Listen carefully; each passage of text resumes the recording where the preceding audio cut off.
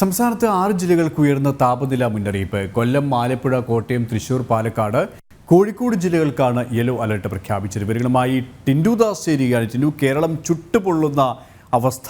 6 ജില്ലകൾക്കാണ് ഇതുമായി ബന്ധപ്പെട്ട മുന്നറിയിപ്പ് നൽകിയിരിക്കുന്നത്. മറ്റു വിശദാംശങ്ങൾ കൂടി.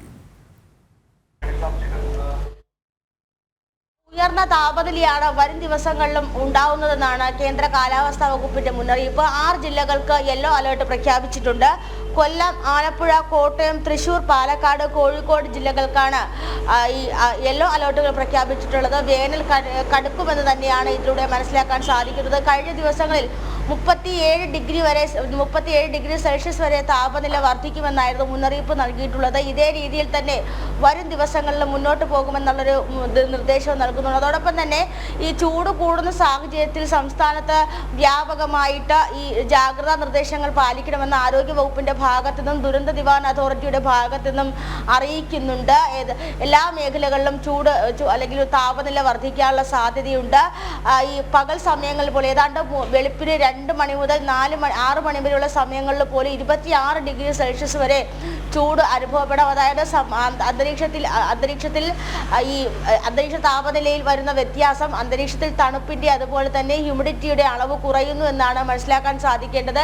ഏതാണ്ട് 50% താഴെയാണ്, 50%-ഓളമാണ് ഹ്യൂമിഡിറ്റിയുടെ അളവ്, അതായത് ഈ അന്തരീക്ഷ ഈർപ്പത്തിന്റെ അളവ് കുറഞ്ഞുകൊണ്ടിരിക്കുന്നത്. അതോടൊപ്പം തന്നെ ഉച്ച സമയങ്ങൾ 11 മണി മുതൽ 3 മണി വരെയുള്ള സമയങ്ങളിൽ നിർമ്മാണ തൊഴിലാളികൾ, അതോടൊപ്പം തന്നെ വെയിൽ നേരിട്ട് ഏൽക്കാൻ സാധ്യതയുള്ള തൊഴിലാളികൾ തുടങ്ങിയവരെല്ലാം ഈ സൂര്യതാപം ഏൽക്കാൻ സാധ്യതയുള്ളതിനാൽ നിർദ്ദേശങ്ങൾ പാലിക്കണമെന്ന് അറിയിച്ചിട്ടുണ്ട്. കൂടാതെ തന്നെ ഇത്തരത്തിൽ സൂര്യതാപം ഏൽക്കുകയാണെങ്കിൽ അടിയന്തരമായിട്ടുള്ള ചികിത്സാ സഹായങ്ങൾ തേടേണ്ടതായിട്ട് പിന്നീട് വരുന്നത് സ്കൂളുകളുടെ സമയമാണ്.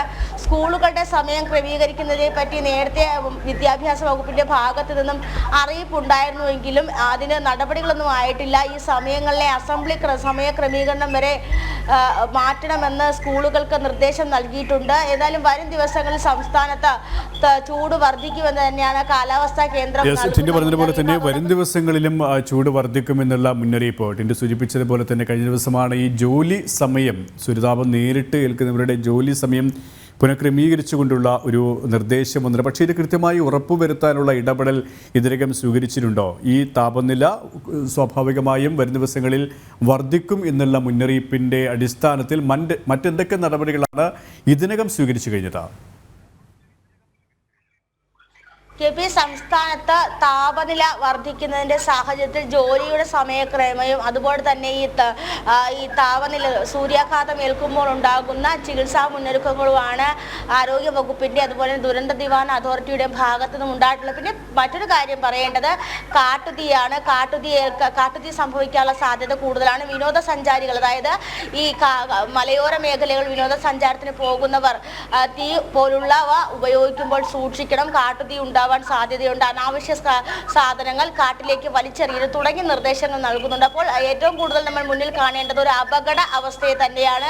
ഈ അപകട അവസ്ഥ മുന്നിൽ കണ്ടുകൊണ്ട് വേണം മുന്നോട്ട് പോകാൻ. തീപിടുത്തം പോലുള്ള സാഹചര്യങ്ങളൊക്കെ ഉണ്ടാവാനുള്ള സാധ്യതയുണ്ട്.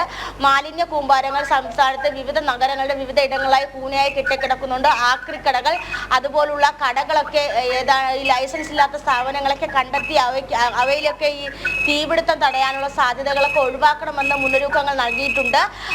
അങ്ങനെയുള്ള മുന്നൊരുക്കങ്ങളാണ് നിലവിൽ ഇപ്പോൾ സംസ്ഥാനത്ത് നൽകിയിട്ടുള്ളത്. നമുക്കറിയാം, മഴ പോലെ അല്ലെങ്കിൽ അധികമായ മഴ പോലെ ഒരു ഗുരുതര സാഹചര്യം തന്നെയാണ് അധികമായി ചൂട് ഏൽക്കുക എന്നുള്ളതും. ആ ചൂട് സമയത്ത് ഉണ്ടാകുന്ന അപകടങ്ങൾ ഒഴിവാക്കാനുള്ള മുന്നൊരുക്കങ്ങൾ സ്വീകരിക്കണമെന്നും ആരോഗ്യ വകുപ്പിന്റെയും ദുരന്ത നിവാരണ അതോറിറ്റിയുടെയും ഭാഗത്ത് നിന്നും അറിയിച്ചിട്ടുണ്ട്. പിന്നീടുള്ളത് ഈ നഗരപ്രദേശങ്ങളിലെ ഈ കൂട്ടം കൂടി